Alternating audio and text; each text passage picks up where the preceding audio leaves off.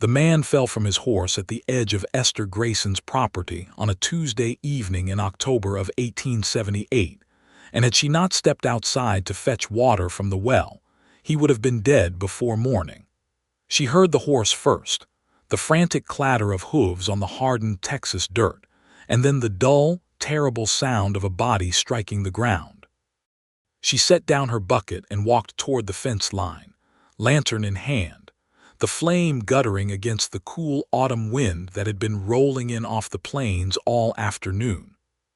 She found him face down in the dust, one boot caught in the stirrup, the horse standing still now as though it understood the gravity of what had just happened.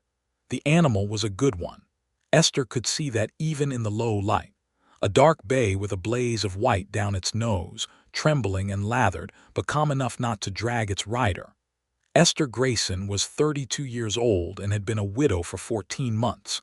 She was not the sort of woman who stood over a problem and deliberated. She crouched down, freed the man's boot from the stirrup with practiced efficiency, and turned him over.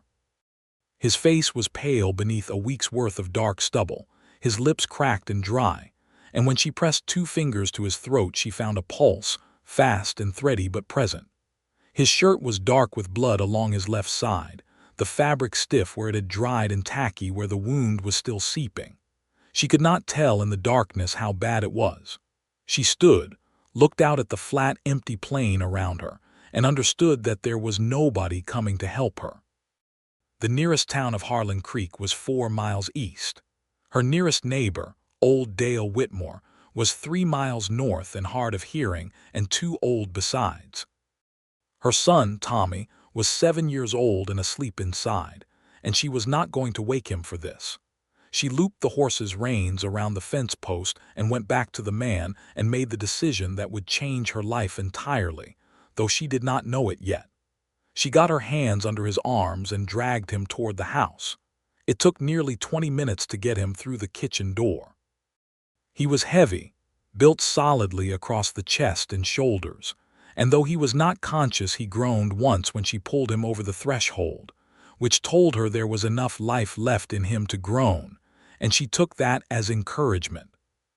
She spread a blanket on the kitchen floor near the stove because she could not get him to the bedroom, and because the stove would keep him warm, and she left him long enough to see to the horse, leading it into her small barn and stripping the saddle and bridle, giving it water and a measure of hay.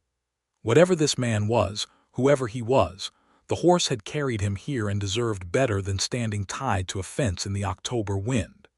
Back inside, she knelt beside him and lit another lamp and set to work. The wound was a bullet wound. She had seen one before, years back, when her husband Nate had been grazed in a bar fight outside of San Antonio. This was worse than a graze. The bullet had entered high on the left side, below the ribs but above the hip, and it had passed clean through, which was the first piece of luck she had found in the whole business. The entry and exit wounds were both angry and inflamed, the flesh around them hot to the touch, and when she pressed the surrounding skin she felt the deep heat of the beginning of infection. He had not been shot today. He had been shot perhaps 2 or 3 days ago, and had been riding with it ever since, which explained the fever that was already building beneath his skin. Esther had a small store of medical supplies that she kept for the sort of emergencies that arose when you lived 4 miles from anywhere. She had carbolic acid that she had gotten from the druggist in Harlan Creek after reading a pamphlet about Joseph Lister's methods, which the druggist himself had thought was a little excessive but had sold to her anyway. She had clean cotton cloth. She had needle and thread. She had laudanum, though she kept only a small amount and used it sparingly. She had whiskey for things that required whiskey. She cleaned the wounds with water first and then with the carbolic solution, working quickly and carefully, and the man's body flinched and shuddered even in unconsciousness, which again she took as a sign that the body still had opinions, and therefore the body still had fight in it. She pressed clean cloths to the wounds and bound them tightly and then sat back on her heels and looked at him properly for the first time. He was somewhere near her age, perhaps a year or 2 older, perhaps 34 or 35. He had the look of a man who spent most of his time outdoors, weathered skin, squint lines at the corners of his eyes, hands that were calloused and scarred in the way of men who worked hard. He was wearing good quality clothes, not the clothes of a drifter or a vagrant. His boots were worn but well made. His gun belt was leather of the sort you did not come by cheaply, and when she went through his coat pockets looking for any identification, she found a folded piece of paper that was a letter, and the letter was addressed to a man named Charles Shelby, and it began, "Dear Charles, I hope this reaches you in Abilene," though she did not read further because it felt too personal. Charles Shelby, then. She did not know the name. She did not know his business, or who had shot him, or whether trouble would follow him to her door, and all of those were things she would need to worry about. But not tonight. Tonight she needed to manage the fever before it took him, and so she put a pot of water on the stove and made a tea from willow bark, which she kept for headaches and pain, and she sat beside him through the night and dosed him with it whenever he was conscious enough to swallow, which was not often, and she put cool cloths on his forehead and changed the dressings when they soaked through, and she did not sleep. Tommy came down in the early morning, padding into the kitchen in his nightshirt with his dark hair sticking up in every direction, and he stopped dead when he saw the man on the kitchen floor. "Mama," he said. "Good morning, sweetheart," Esther said. "Who is that?"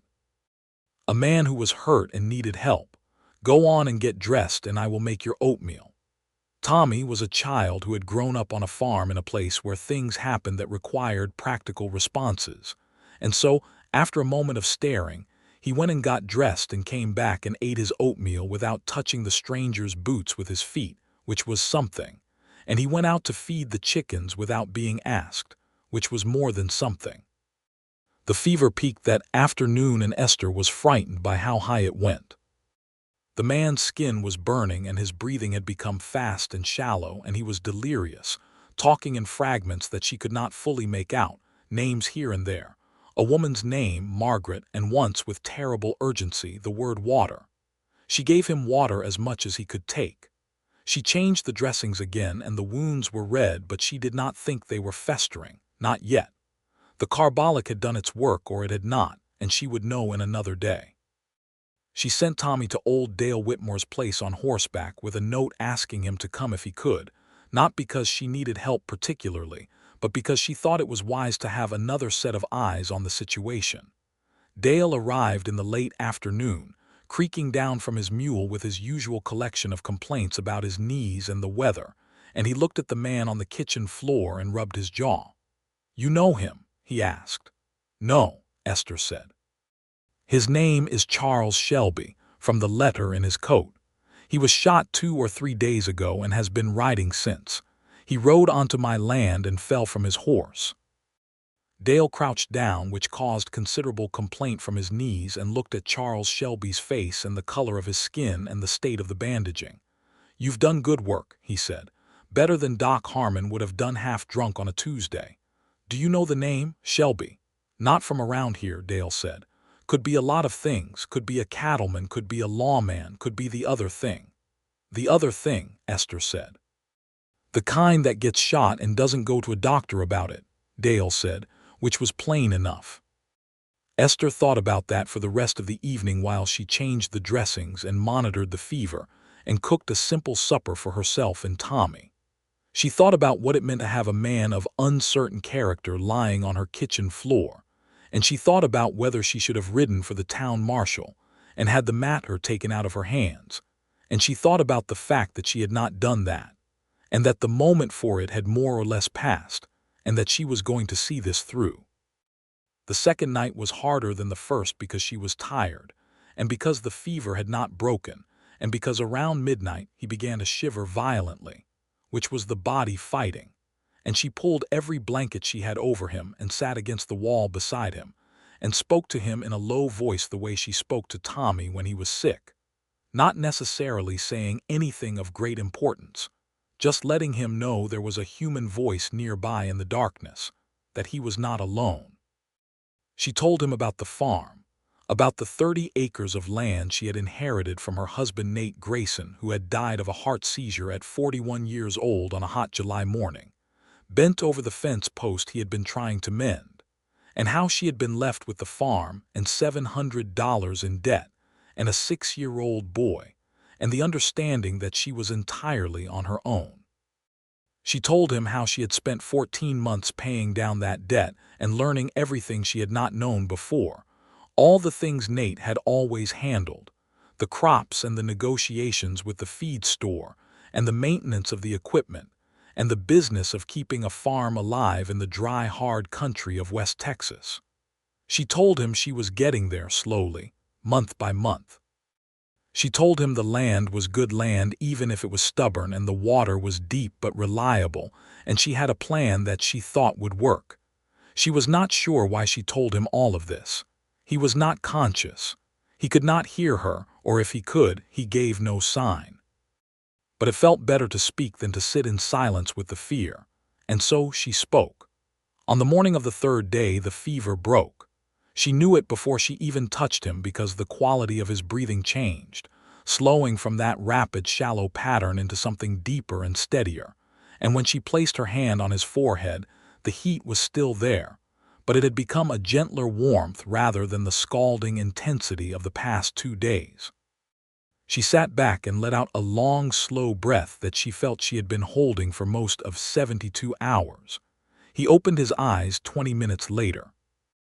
They were gray, she noticed, a pale clear gray that was striking in a face so dark from the sun.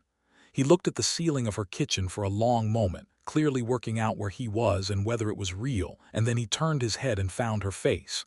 His voice, when it came, was rough and used up and barely above a whisper. "What is your name?" It was such an unexpected question that she almost laughed. Not where am I, not what happened, not any of the practical things, just her name. "Esther," she said. "Esther Grayson." He looked at her for a long moment with those clear gray eyes, and something in his expression shifted, something that was hard to name. Then he said, "Charles Shelby," as though he was introducing himself at a church social rather than lying bandaged on her kitchen floor. "I know," she said. "I found the letter in your coat. I did not read it." "It doesn't matter if you did," he said. "Can you tell me what happened to you?" He was quiet for a moment, gathering himself. "Ambush," he said. "2 men on the Caldwell Road. They wanted my horse and my money, and I didn't want them to have either." "Did they get the money?" "No." "But they got a bullet into you." "One of them got a bullet into me," he said. "The other one I shot first." He paused. "Is that something I should be telling you?" "I would rather know than not know," Esther said. "Are the men going to follow you here?" "The one I shot won't," he said.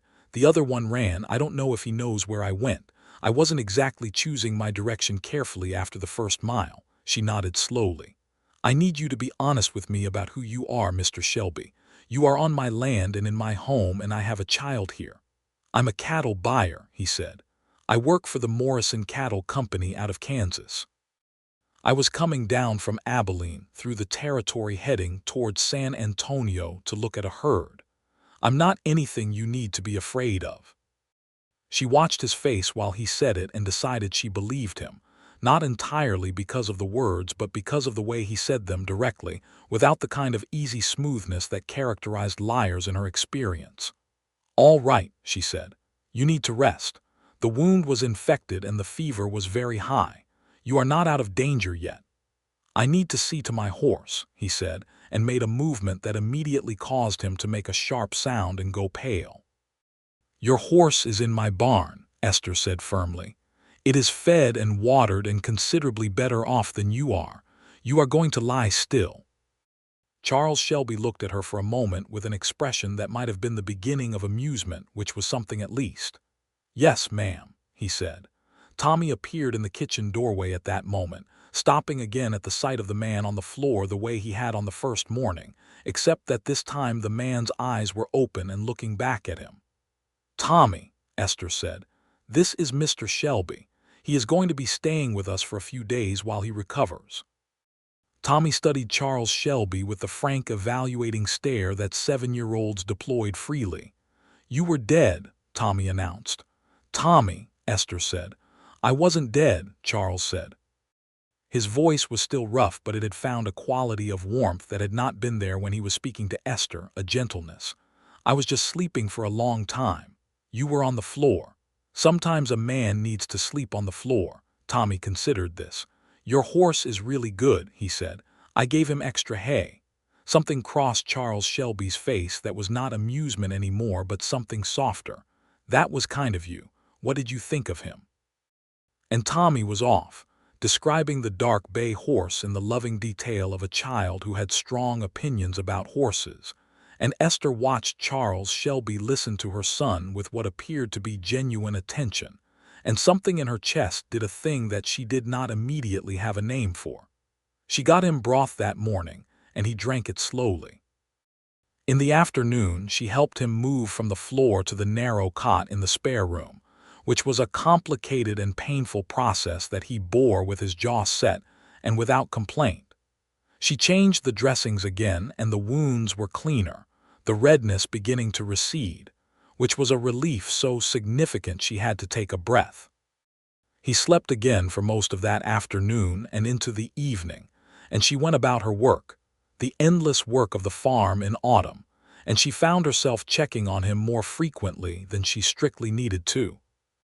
On the fourth day he was well enough to sit up and eat properly, and she brought a bowl of the stew she had made from the last of her winter squash and some dried beef, and she sat in the ladder-back chair near the cot while he ate, and they talked for the first time as two people rather than as nurse and patient. "You've been here alone since your husband died?" he asked. "Not alone. Tommy is here. You know what I mean." She considered refusing to answer, which was her first instinct, but there was no hostility in the question, just direct, honest curiosity. "Yes," she said, 14 months. It has been difficult at times, but this is our land. I'm not leaving it." "How did you learn to dress a bullet wound like that?" he asked. "I read," she said. "I read everything I can find. The druggist in town thinks I am peculiar." "The druggist in most towns would think that about a woman who read medical pamphlets," he said. "Most towns," she said. "Yes," she looked at him. "Where are you from originally?" "Virginia," he said. "Winchester. I came west after the war." "The war ended in '65, she said. "That was 13 years ago." "I know," he said. "Virginia was not the same after. A lot of men didn't go back." She understood what he was not saying and did not press it. The war had taken a lot from a lot of people, and the territory west of the Mississippi had been filling up with men who were going somewhere other than home ever since. "Do you have family?" she asked. "A brother in Wichita," he said, "and my mother in Winchester. She writes me letters that I am bad at answering." He paused. "The letter you found, that was from her." "I truly did not read it," Esther said. "I know," he said. "I could see that in your face when you told me." She was not sure what to make of that, the idea that he could read things in her face so quickly, so she let it pass. "How long before you think you can ride?" she asked. "A week," he said. "Maybe 10 days. Then you will stay until you can ride safely," she said. "I have the spare room and you are not going to be any trouble to me. Do not make the offer to pay for it. It would embarrass us both." He looked at her steadily for a long moment. "All right," he said. "Thank you, Mrs. Grayson." "Esther," she said without thinking, and then felt a small warmth climb into her face. "Esther," he said, as though he was accustoming himself to the sound of it. The week that followed was one of the strangest and most unexpectedly pleasant of her life, and she thought about that later, how strange it was that it should have been so. He was a convalescent guest and a stranger, and she was a widow with a farm to run and a child to raise. And there was no logical reason for those 10 days to have the quality they had, which was something like warmth and light and the feeling of a house that was fuller than it had been. He was not a man who lay still easily, and by the third day of proper rest, he was sitting up in the doorway of the spare room while she worked. And by the 5th day, he had appointed himself useful in the ways he could be useful from a sitting position, mending harness leather, sharpening knives, helping Tommy with the arithmetic that Tommy was finding difficult in school. She had not expected the last thing, had not expected a cattle buyer from Kansas to have the patience for a 7-year-old struggles with long multiplication, but she overheard them at the kitchen table one afternoon, and Charles's voice was patient and methodical, and Tommy's voice was engaged in the way it rarely was with arithmetic. She found herself listening from the next room with a dish towel in her hands, not moving, just listening. "I hate numbers," Tommy announced. "Numbers are just a language," Charles said. "Like English, except that it only talks about quantities. You speak English fine. That's different." "Why is it different?" A pause. "Because I learned it." "Exactly," Charles said. "You learned it. You'll learn this too. Now, if a man has 40 head of cattle and he sells 8 of them at $12 a head, how much money does he have?" Tommy was quiet, working it out, and then gave the correct answer. "See," Charles said. In the evenings, after Tommy was in bed, Esther and Charles sat at the kitchen table and talked. It was something she had not realized she was starving for, that particular kind of conversation, the kind between two people of similar intelligence and curiosity, who were genuinely interested in what the other thought. Nate had been a good man in his way, solid and dependable and not unkind, but he had not been a man who thought much about the larger world, and after 14 months of evenings alone with only a lamp and her books for company, the experience of conversation felt like suddenly being allowed to eat a real meal after a long, hungry spell. Charles had opinions about everything and was not overbearing about them, which was the right combination. He had read widely and thought about what he read. He knew about the cattle market and the economics of the Western trade and the politics of the territory, and he was interested in what she knew, which covered different ground: the practical science of farming in a dry climate, the school situation in Harlan Creek, the quality of the land and water in the region. "You should be growing more cotton," he said one evening, studying the map of her property that she had spread on the table between them. "Not wheat. The rainfall isn't reliable enough for wheat in a dry year. Cotton can handle dry spells better." "I've been thinking about it," she said. "But cotton requires a picker, and I can't afford to hire one." "You could grow a smaller acreage and handpick it," he said. "Make less but make it reliably, rather than gambling on the wheat yield every year." She looked at the map. He was right. She had known he was probably right before he said it. "The debt situation is almost resolved," she said. "By spring I should have enough to plant what I choose without worrying about covering what I borrowed." He looked at her. "You paid down a farm's worth of debt in 14 months, he said. "On your own." "I had help from Dale Whitmore sometimes," she said. "That's still remarkable." She looked away from his gaze because the directness of it made her feel something she was not ready to examine closely. "It was necessary," she said. "I did what was necessary." "That's what remarkable people always say," he said. "That it was just necessary." On the 7th day he walked out to the barn on his own, slowly and with one hand against the wall for the first part of the way, and she watched him from the kitchen window and told herself she was watching to make sure he did not fall, which was true, but was not the whole truth. He spent an hour with his horse, and when he came back his color was better than it had been, and there was something lighter in his expression, the particular ease of a man reunited with his animal. "He's well," he reported. "I told you," she said. "You did," he agreed. "You're very good at taking care of things." She did not know what to say to that, and so she handed him a cup of coffee, which was its own kind of answer. On the 9th day Dale Whitmore came by, ostensibly to check the fence line on the north border that they shared, but actually, Esther understood, to see how things stood.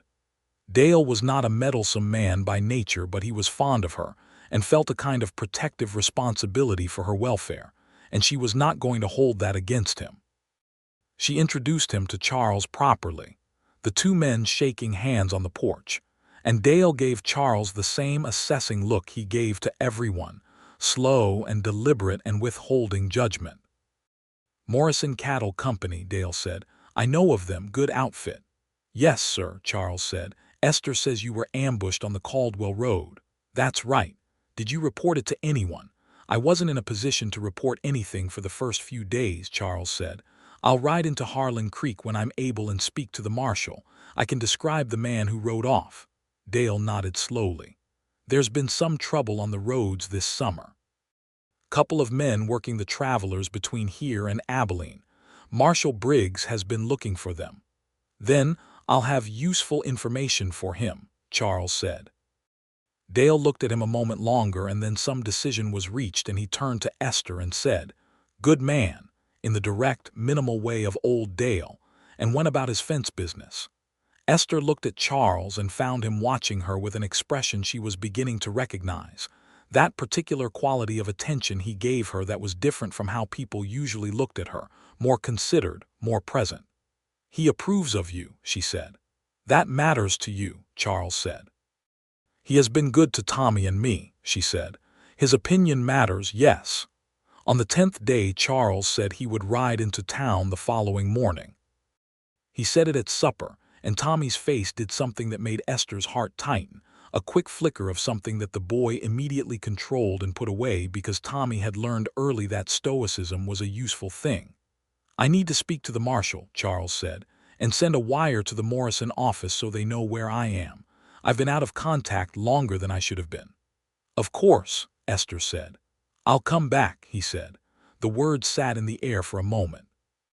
He had not said "I'll come back" to say goodbye, and Esther understood this because he looked at her when he said it with the direct gray gaze, and there was a question in it underneath the statement. She looked at him across the table and said, "You're welcome to come back," and she meant more by it than the plain words covered, and she thought he understood that. He rode out the next morning on his dark bay horse, moving carefully in the saddle, favoring his left side but upright and capable, and she watched from the porch until the dust of his going settled back down into the earth. Tommy came and stood beside her and slipped his hand into hers. "He said he's coming back," Tommy said. "He did," Esther agreed. "Do you think he will?" She looked at the empty plain. "I think he is a man who does what he says he will do," she said. "He came back that afternoon." She was at the well when she heard the hooves, and she turned, and there was the dark bay horse coming up the road with Charles Shelby in the saddle, and she felt something lift in her chest like a bird startling out of grass. He rode up and dismounted, moving more easily now than he had 10 days ago. He had shaved in town, and his hair was better ordered, and he was wearing a clean shirt, and he looked considerably more like the person he actually was rather than the half-dead stranger she had dragged off her fence line. "Marshal Briggs was very helpful," he said. "The description I gave him matched a man he's been looking for all summer. He thinks he can close the matter." "Good," she said. "I also sent my wire to the Morrison office." He paused. He was standing a few feet from her with the horse's reins in his hand, and he had the look of a man who was choosing his words with unusual care. "They've given me a 2-week extension before I need to be in San Antonio, in light of the circumstances." She looked at him.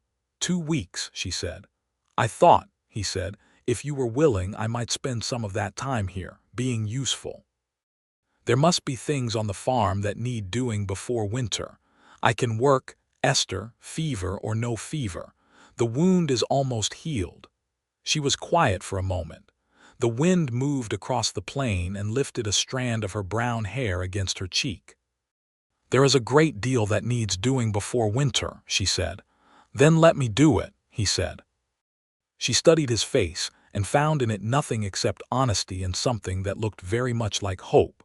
And she knew in that moment, with the particular clarity of a woman who had learned to trust her own perception, because she had no one else's to rely on, that this man wanted more than 2 weeks of useful labor, and that she herself wanted more than that too, and that they were going to have to navigate toward each other carefully and honestly across the unfamiliar ground of 2 guarded hearts.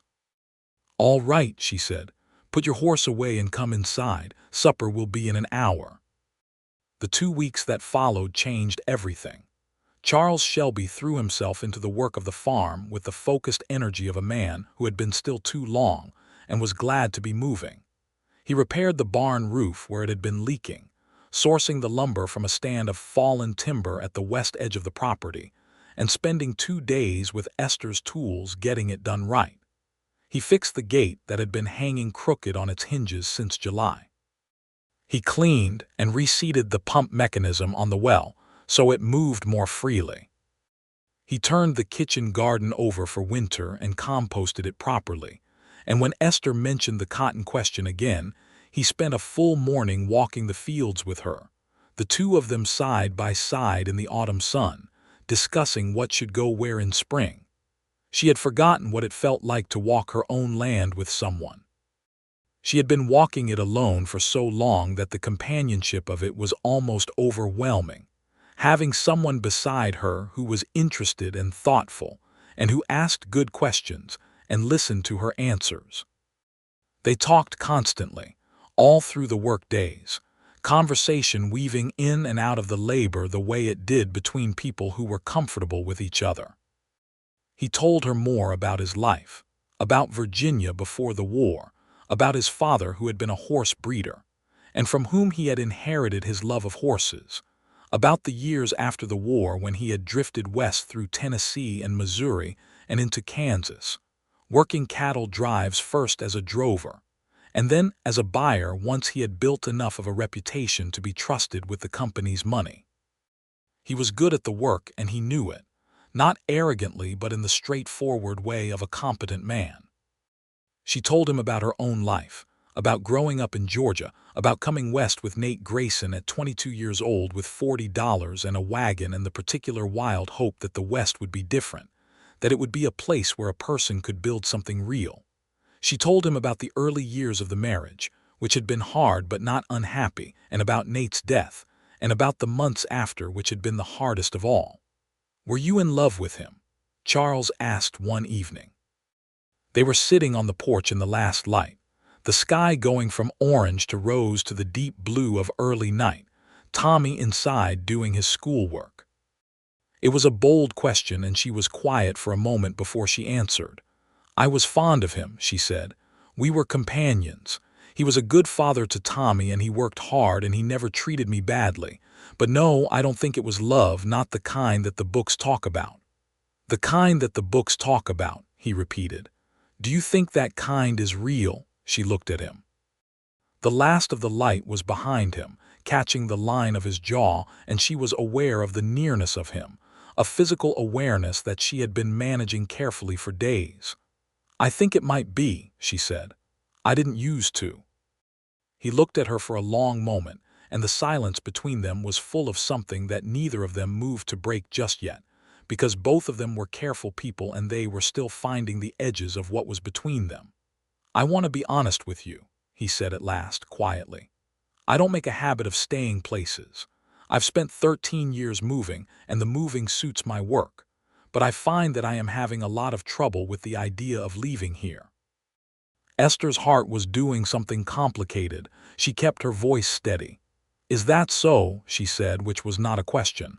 "I think you know what I mean," he said. "I think I do," she said.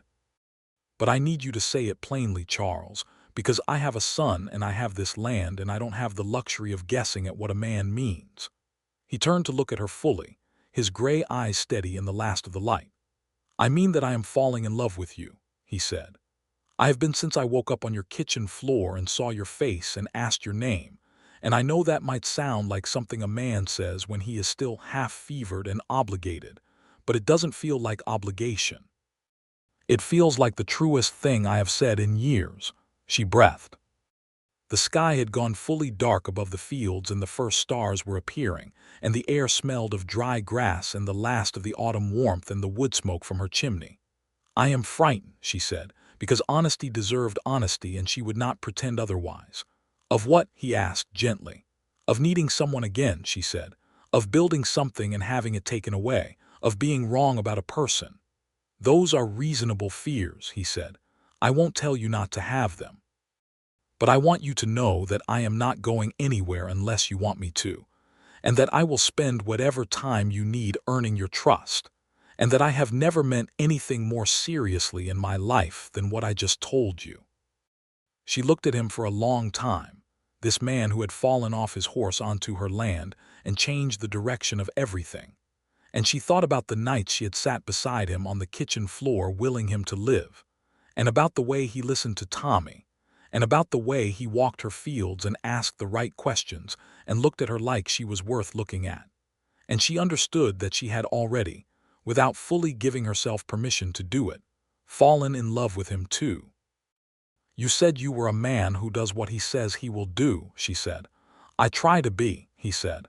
"Then don't say anything you don't mean," she said. "Don't promise me something and then decide the open road is better."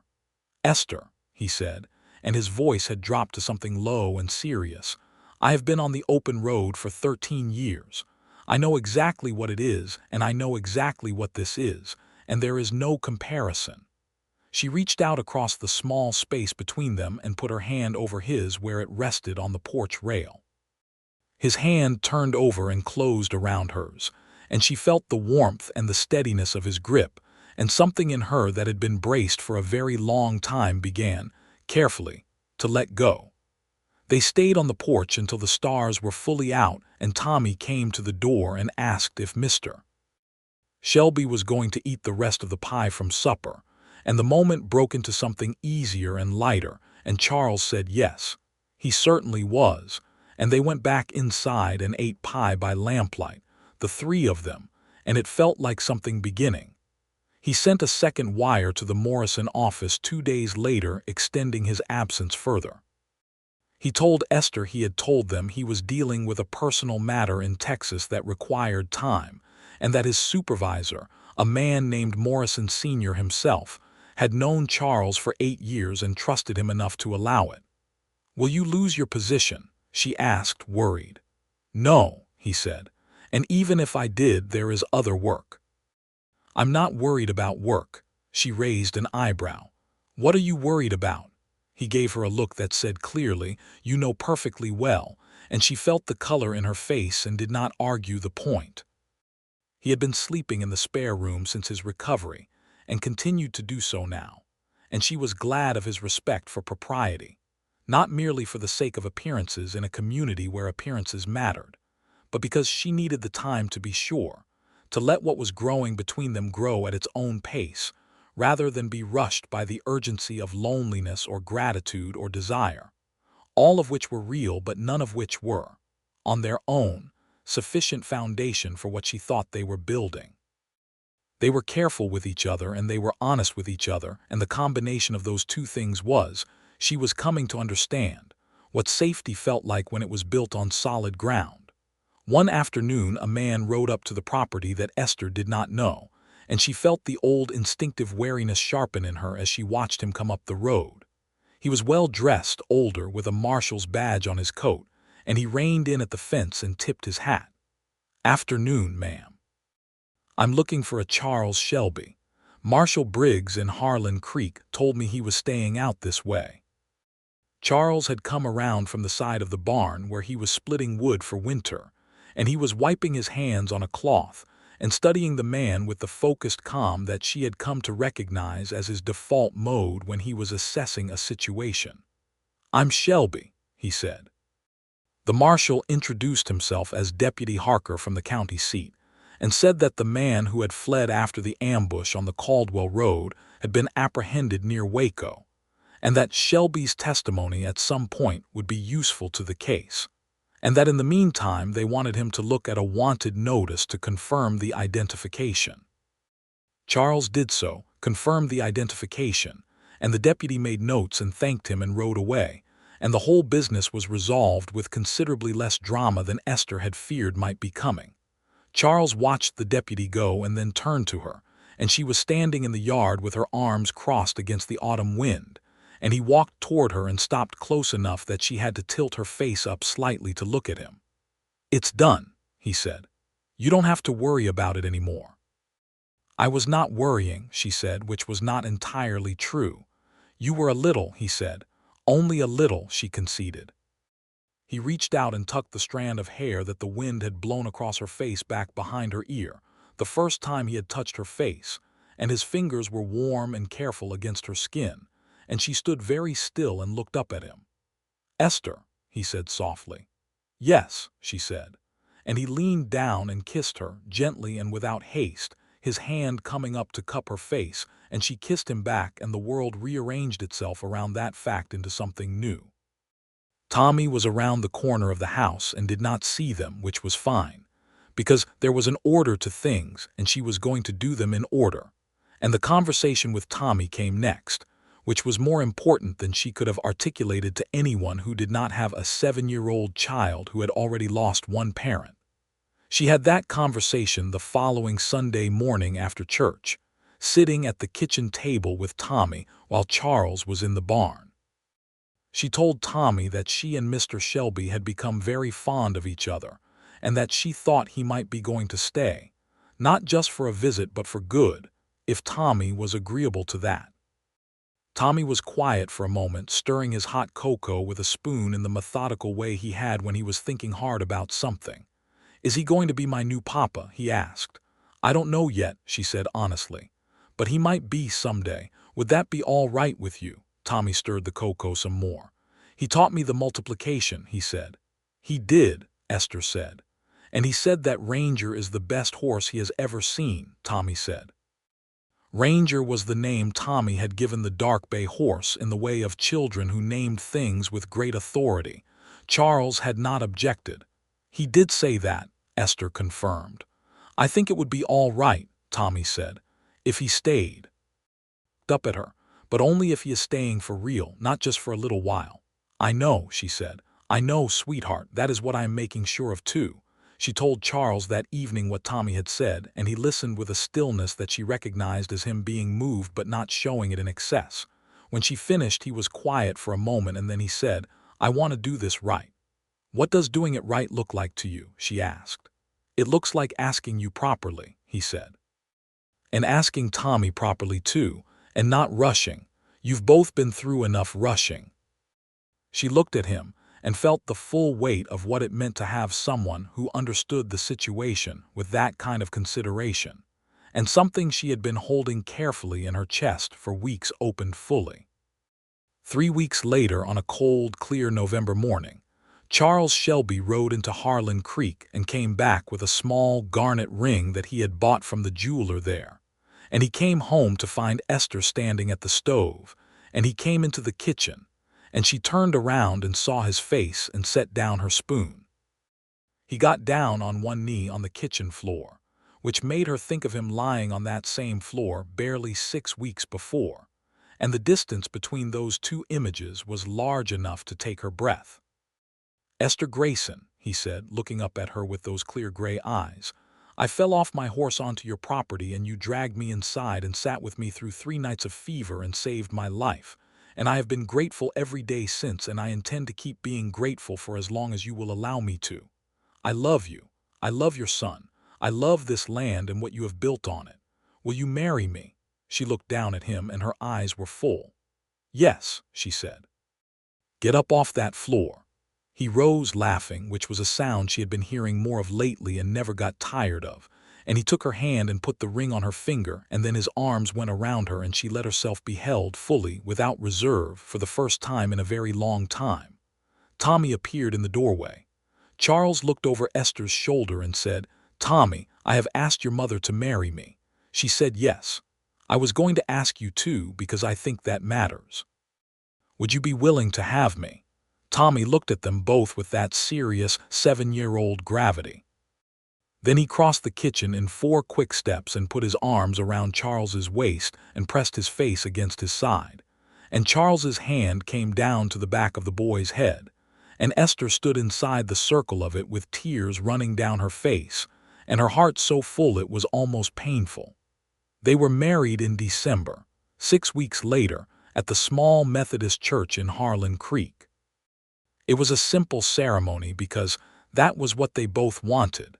The pastor and a handful of neighbors, including Dale Whitmore, who wore his best coat and blew his nose loudly at the end. Charles had written to his mother in Winchester, and she had sent back a letter so full of joy that Esther had read it and wept a little. And she had also sent a small piece of good Virginia lace that had been in the family, and that Esther wore around her collar on the day. Charles wore the suit he had taken from his saddlebag, brushed and pressed, and he stood at the front of the church and watched her come down the aisle with Tommy at her side, the boy serious and proud in his good shirt. And Charles Shelby's face when he saw her was the kind of thing that could not have been performed by anyone. a naked, unguarded joy that she would remember for the rest of her life. The winter after the wedding was the warmest winter Esther could remember, not in the weather, which was cold and sometimes brutal, but in the quality of the days. The house was different with him in it. Not louder exactly, because Charles was not a loud man, but fuller, more inhabited. She had not known how hollow the rooms had felt until they stopped feeling that way. They had their disagreements, of course, because two strong-willed people with opinions about everything were going to disagree, and they did so with the directness they had both brought from the beginning, arguing clearly and without cruelty and settling things. And she found that she liked that too, that the friction of two people who actually engaged with each other was better than the smooth surface of two people who had stopped listening. Charles took over the heavier farm work with a will and competence that impressed even Dale Whitmore, who did not impress easily. He was also, as it turned out, a canny businessman, and the two of them spent the long winter evenings going over the farm's accounts and the plans for spring planting, and by February they had a scheme that was better than anything Esther had managed on her own, which she admitted freely because it was true and because she was not too proud to say so. "You would have figured it out yourself," he told her. "Eventually," she said, "but it's faster this way." "Most things are," he said, with two. He wrote to the Morrison Cattle Company in January and resigned his position with them, explaining that he had settled in Texas and thanking them for 8 years of good work. Morrison Sr. wrote back expressing regret and then, in the second paragraph, making Charles an offer to act as their regional buyer for the South Texas territory, working from home as needed rather than traveling constantly. It was a good arrangement, one that would bring in supplementary income while allowing him to be primarily on the farm. Charles showed Esther the letter and she read it carefully. "Do you want to do it?" she asked. "Only if you're comfortable with me taking trips into the territory a few times a year," he said. "They won't be long, a week or 2 at most." "I managed the farm alone for 14 months, she said. "I think I can manage it for a week." "I know you can," he said. "I just don't want to be away from you." She looked at him across the kitchen table in the lamplight and felt the warmth of that in every part of her. "Take the position," she said. "It's good work and it's good money and you're good at it. I'll still be here when you come back." He took the position. Spring came early that year, a good omen or maybe just luck, and they planted the cotton on the south 20 acres and wheat on the north portion. And Esther's kitchen garden went in early and came up thick and green, and the farm had a prosperity that spring that it had not had in years, partly because of the careful winter planning, and partly because the rains were good that year, which was never guaranteed in West Texas but happened sometimes as a gift. Tommy turned 8 in April, and Charles built him a small pen for a pair of goats that Tommy had been wanting with an intensity that could not be argued with. And Tommy named them with the same confident authority with which he had named Ranger the horse, calling them generals, specifically General Grant and General Lee, which the children at school found either impressive or alarming depending on their family's history.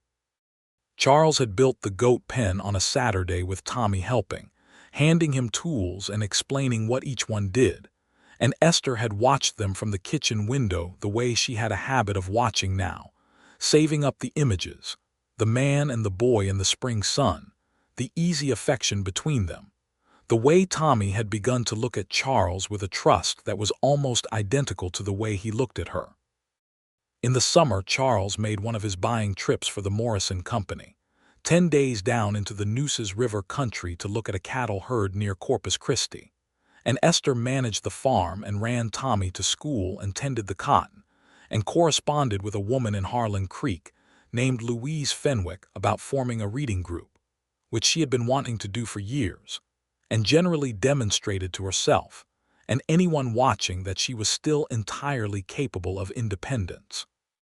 She also found, sometime around the 5th day, that she missed him in a way that was not desperate or diminishing, but was just the honest acknowledgement of an absence, like knowing a chair that was usually in a room had been moved somewhere else.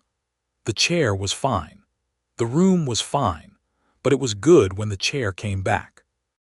He came back on the 11th day, riding in the evening again as he had ridden in that first October night, except that this time she was on the porch watching for him and Tommy was beside her, and the horse was recognizable, and the man in the saddle was unambiguously and completely alive. He came up the road and reined in and looked at them on the porch and smiled, that full, uncomplicated smile that she had come to love most of all because it was not a performance. It was just his face doing what it did when he was happy. "How did the herd look?" she called. "Good," he called back. "Bought 300 head. Morrison will be pleased." He dismounted. "How are the cotton fields?" "Better than last year," she called. "Come see." He walked toward the porch with Ranger's reins in his hand, and Tommy launched off the top step and was caught easily, swung up, and the sound of his laughter and Charles's carried across the yard in the warm summer evening, and Esther stood where she was and let herself be fully, entirely happy. That fall, the second autumn, Esther began to suspect she was pregnant, and she sat with the knowledge privately for a week before she told Charles, not because she was afraid of his response, but because she needed to be certain first, and also because she wanted to be alone with the knowledge for a little while, to hold it and understand it herself. She told him on a Sunday evening after supper after Tommy was in bed. She simply said, "I think we are going to have a baby," and watched his face. He was quiet for a moment that was long enough to make her uncertain, and then he was across the kitchen in 3 strides and his arms were around her and his face was pressed against her hair and she could feel that he was laughing, the deep quiet laugh that was joy in its pure form. "When?" he asked. "Spring," she said. "Late spring, I think." He pulled back and looked at her, his hands on her face, searching her expression with that particular focused care. "Are you happy about it?" he asked. "I am very happy about it," she said. "Are you?" "Esther," he said, and then he kissed her, which was the only answer needed. Tommy took the news with the seriousness appropriate to the weight of the occasion. He was 8 going on 9 and fully aware that babies were a complex matter. "Is it going to take my room?" he asked. "No," Esther assured him. "Your room is your room." "Is it going to be loud?" "Probably, yes." Tommy considered this. "Okay," he said, "but it needs to help with the goats when it's old enough." Charles told him that was very reasonable and shook his hand on it, which Tommy accepted as a binding agreement. The winter of that year was milder than the last but longer, and Esther was more uncomfortable in the later months than she had been with Tommy, which she put down to being older this time. And Charles was so attentive that she occasionally had to tell him firmly to go do something else, that she was fine and could walk from the bedroom to the kitchen unassisted. He took this in good spirit and went and found things to do, but she was aware of his peripheral attention at all times, the quiet monitoring of a man who was paying close attention. She appreciated it truly, even when she protested it. After 14 months of nobody watching out for her, it was a deeply unfamiliar experience, being looked after, and she was still learning to accept it with grace rather than deflecting it with independence. One evening in February, he came in from outside to find her at the table reading, and he sat down across from her, and she looked up from her book and something in his face was different, more serious. "What is it?" she asked. "I have been thinking about the property," he said. "I want to talk to you about adding my name to the deed. Not instead of yours, alongside yours. The land is yours, Esther. It was yours before I came, and it would be yours if I were gone. I want that on paper so it is never in question." She put her book down slowly. "That is not how it usually works," she said. "When a woman remarries, the property typically becomes the husband's." "I know," he said, "and I think that is wrong." She looked at him steadily. "You know that some men in town will think you are peculiar for arranging it this way." "I expect I have survived worse opinions," he said. "What made you think of it now?" "I have been thinking about it since before we married," he said. "I wanted to wait until I was sure you trusted me enough to know I meant it genuinely and not as a performance." She was quiet for a long moment, the lamp burning low between them, the winter wind pressing against the windows. "I trust you," she said. which was an understatement large enough to hold a whole life in it. They saw the lawyer in Harlan Creek the following week and had the deed redrawn in both their names. And the lawyer raised his eyebrow once and then processed the paperwork without comment.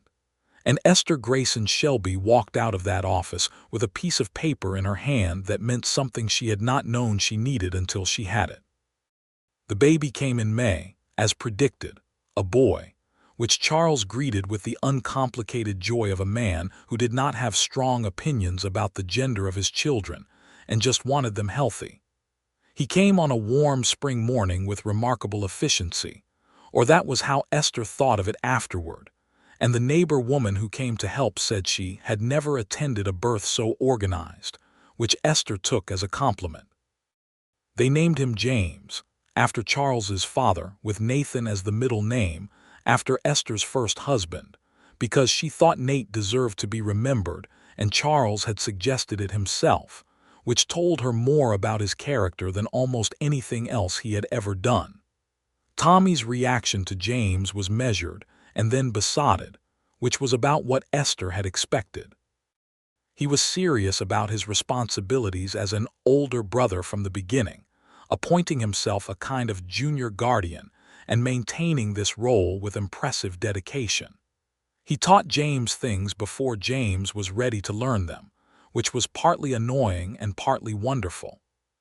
Charles sat with James in the early mornings when the baby was restless, walking him around the kitchen before the day began, and Esther would wake to find them both there, Charles with James against his shoulder, talking to him in a low voice about the farm or the cattle business or whatever was on his mind, explaining the world to a 2-month-old with complete seriousness. She would stand in the bedroom doorway watching them, and the love she felt in those moments was large enough to be frightening sometimes, large enough to be close to the fear of loss, and she would breathe through it and remind herself that she was not building on sand this time. She had chosen well and honestly. So had he. That did not make the world safe, because nothing made the world safe, but it made the ground solid. When James was 6 months old, Charles made his next buying trip for Morrison, and Esther managed the farm and the baby and Tommy's school runs and the cotton harvest, which had come in better that year than any year before, and she was tired by the end of every day with the good, clean exhaustion of work that was going somewhere. Dale Whitmore came to visit one afternoon while she was sitting in the kitchen nursing James, which Dale took in his characteristically unsentimental stride, settling into his usual chair and accepting the offered coffee. "The Shelby farm is looking fine," he said. "It is," she agreed. "Your man built that fence line straight," Dale said, which was high praise from Dale. "Most men can't keep a fence line straight." "I know," she said. "Are you happy, Esther?" he asked, with the directness of a man who did not bother with indirect questions when direct ones would do.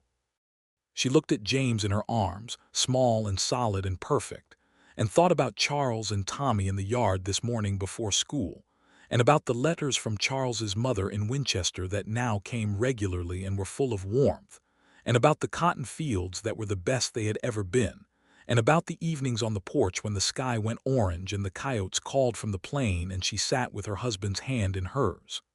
"Yes," she said, "I am very happy."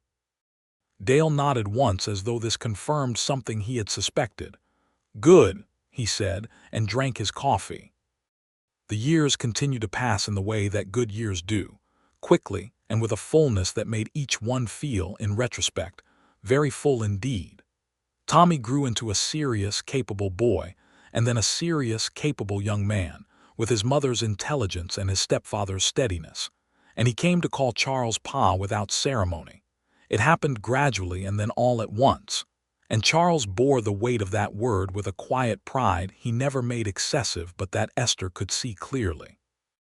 James grew into everything the opposite of serious and capable, which was to say that he was warm and loud and funny, and got into an impressive variety of trouble for a child who was not yet 5, and was a source of pure entertainment to everyone around him except occasionally his father, who would emerge from some minor domestic disaster caused by James with an expression of resigned bewilderment that made Esther laugh until she had to sit down.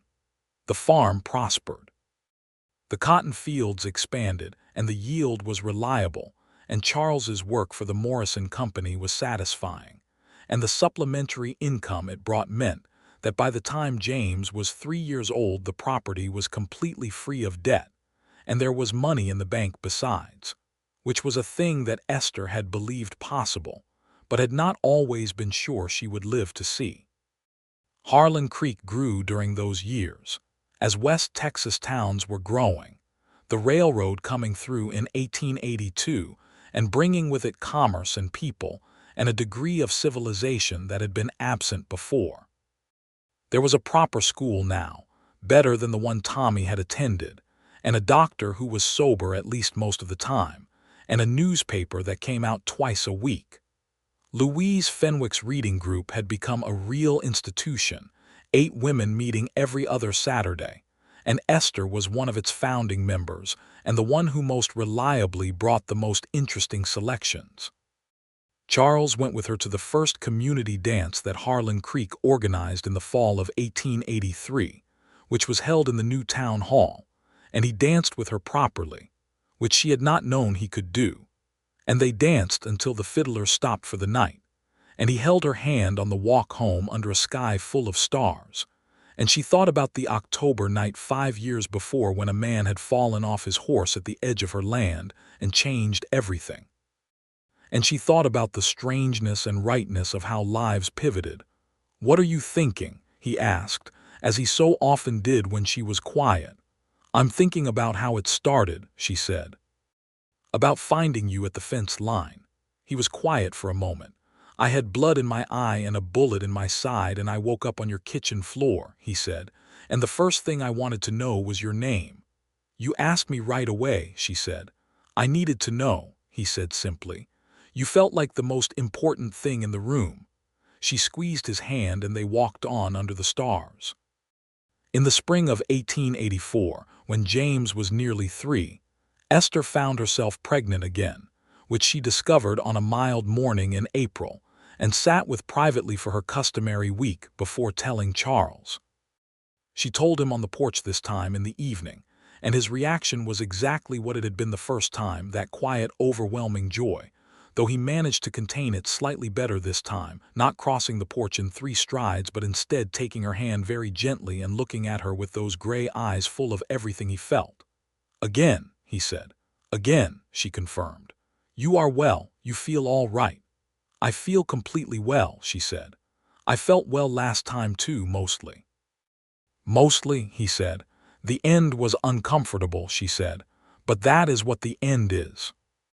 He raised her hand and kissed her knuckles, a gesture that remained as startling and affecting to her as it had been the first time he did it, 3 months after their wedding, as though her hands were worth that care. "Whatever you need," he said. "I need you to stop hovering after the 7th month," she said, "like you did last time. I can walk without assistance." "I will try," he said, which both of them knew was not a promise he would fully keep, and she was not actually asking him to. Tommy at 12 was old enough to understand the announcement in full, and responded with the maturity of a young man who had already been through this once. "Another one," he said, in the tone of a person mildly beleaguered. Then he looked at James, who was chasing a chicken around the yard with no particular plan. "As long as it is not like him," he said. "No guarantees," Charles told him. Tommy sighed with exquisite drama and went to retrieve James from the chicken. This baby came in November, a girl this time, and they named her Clara Frances.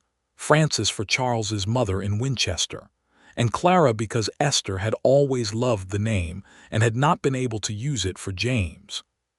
She was born on a cold, clear night with the first hard frost on the ground, and she came into the world already looking as though she had opinions about things, which turned out to be entirely accurate. James's reaction to Clara was one for the family memory books.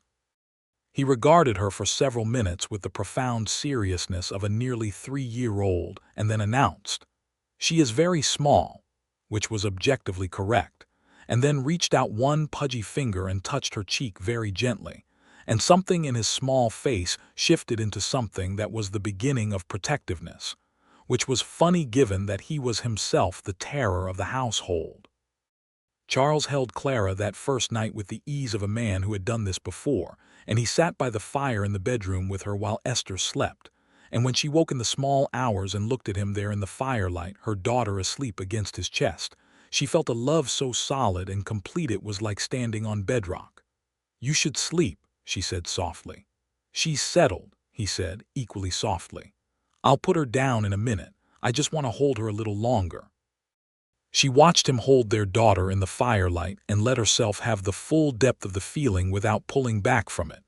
This life they had made from nothing, from a man who had fallen off his horse, and a woman who had dragged him inside and refused to let him die, from honesty and time and the brave and difficult work of learning to trust again. In the summer of 1885, Charles's mother finally made the journey from Winchester, a journey she had been talking about since their wedding, and had kept delaying due to the distance and her age and the general difficulty of cross-country travel. But the railroad had shortened the trip considerably, and her son had written her a letter that, whatever it said, apparently convinced her the time had come. Frances Shelby arrived in Harlan Creek on a hot July afternoon, a small, upright woman of 60 with Charles's gray eyes and an absolute absence of anything that could be called sentimentality in her face, which coexisted somehow with a warmth that was evident in everything she did. She stepped off the train, looked at her son, and said, "You look well," with the satisfaction of a woman who had spent 7 years worrying. She looked at Esther and said, "I am very glad to meet you."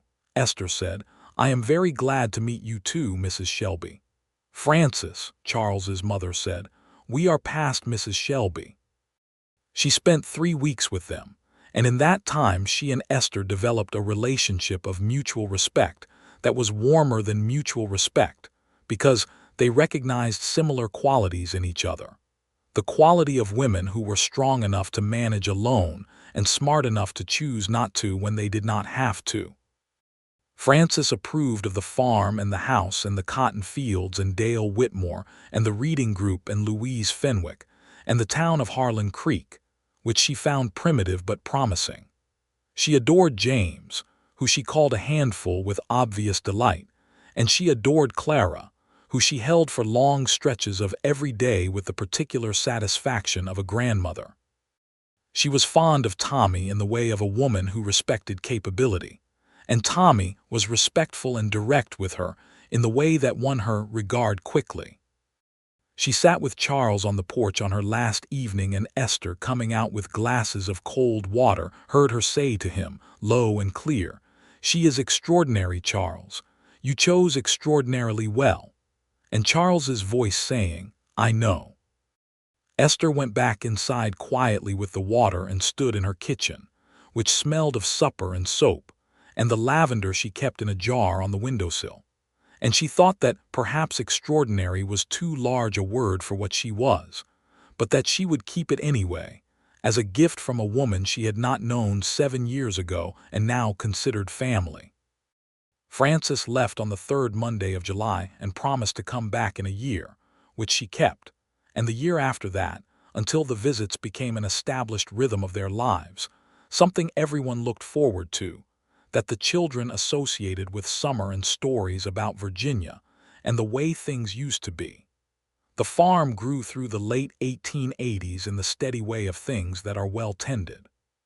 Charles's work with Morrison expanded to include a junior partner, a young man he trained up and trusted, which meant his trips into the territory were shorter and less frequent, and the additional income was reliable. Tommy, at 16, was taking on more of the farm management with a seriousness that made both his parents proud in the way that is also slightly daunting, the recognition that the person you have raised has grown into someone genuinely capable. James remained himself entirely, a warm, chaotic, joyful presence who was terrible at arithmetic and excellent at horses, and who made friends wherever he went with the effortless sociability of someone who simply liked people and showed it. He and Charles had a particular bond over horses, inherited from Charles's own father, and they spent hours in the barn together on weekends talking about bloodlines and confirmation and the qualities of good horsemanship. And Esther could hear their voices from the house, low and easy and comfortable. Clara at 4 was developing opinions at a rate that impressed even her mother, who had always had strong opinions herself. She had Charles's gray eyes and Esther's brown hair and her own complete personality, which did not seem to be derived from either of them, but was purely and entirely her own. She believed firmly in the right and wrong of things and was not shy about stating both, and she was already at 4, teaching James things he ought to have known before, which James bore with good nature because he was constitutionally good-natured, and also because Clara had a force of will that even Tommy did not argue with. On the evening of their 7th wedding anniversary, December 1892, Charles and Esther sat on the porch as they so often did, their chairs side by side, the cold night air clear and full of stars. The children were inside, Tommy 17 and doing his schoolwork, James 9 and theoretically doing his schoolwork, Clara 8 and reading, which she did with the intensity of someone who took books personally. 7 years, Charles said. 7 years, Esther agreed. He was 46 now and his hair had a thread of silver at the temples that she found extraordinarily handsome and that he regarded with mild suspicion when he encountered it in the mirror. She was 43 and had laugh lines at the corners of her eyes, and she had never in her life cared less about that than she did right now. "Are you happy?" He asked her as he asked her sometimes, because he was a man who liked to check, who did not take for granted that everything was fine just because nothing was obviously wrong. She turned and looked at his face in the cold light, her husband, this man who had ridden in on a dying horse and changed everything. She thought about the kitchen floor and the fever and that first morning when he had opened his eyes and looked at the ceiling and then turned and found her face. She thought about the porch conversation when he had said he was falling in love with her, and she had told him she was frightened, and he had said that was reasonable. She thought about Tommy's arms around his waist and James in the mornings talking to horses and Clara reading with the lamp close to her face and Francis Shelby's summer visits and Dale Whitmore saying good man and the garnet ring and the redrawn deed and the cotton fields in spring. "Yes," she said, "I am so happy it frightens me a little sometimes." "I know," he said. "Me too." She leaned her head against his shoulder, and he put his arm around her, and they sat under the Texas stars in the cold December night, the children's voices drifting out through the window, the farm around them quiet and tended and theirs, and neither of them said anything else for a long time because nothing else needed saying. The stars moved overhead the way they had been moving since before any of this, before the farm or the town or the territory or any of the human stories played out on the plains below them. And Charles Shelby and Esther Grayson Shelby sat together in the December cold and were perfectly, completely, entirely at peace. Inside the house, Tommy got up from his schoolwork and went to help James with his, because that was the kind of young man Tommy had become, and Clara turned another page and read on, and James asked a question, and Tommy answered it patiently in the voice of someone who had himself once been taught by a man with patience and time. And the lamp burned steadily on the kitchen table, and the stove threw its warmth outward into all the rooms of the house. And the life that had begun with a man falling from his horse at a widow's fence line continued on in its fullness and its ordinary extraordinary grace, exactly as it was meant to.